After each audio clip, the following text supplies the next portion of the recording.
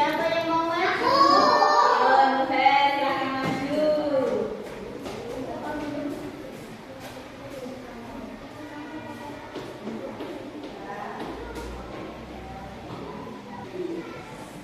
Tepuk tangan buat yang sudah maju.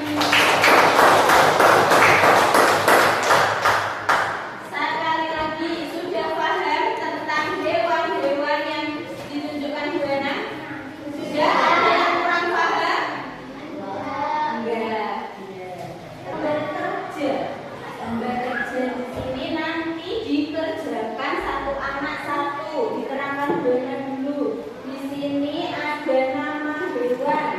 Catatlah hasil. Di rumah punya sapi, punya kambing, punya burung, punya kelinci ya. Nanti ditulis di sini nama hewan, misalnya nama hewan sapi. Ukuran tubuhnya sapi besar apa kecil? Besar. Berarti ditulis besar. Tempat tinggalnya di mana sapi? Di kandang, di rumah di kandang ya. Ditulis di sini. Makanannya sapi apa? Rumput. Berarti ditulis di sini rumput. Cara bergeraknya berjalan. Sudah paham semuanya?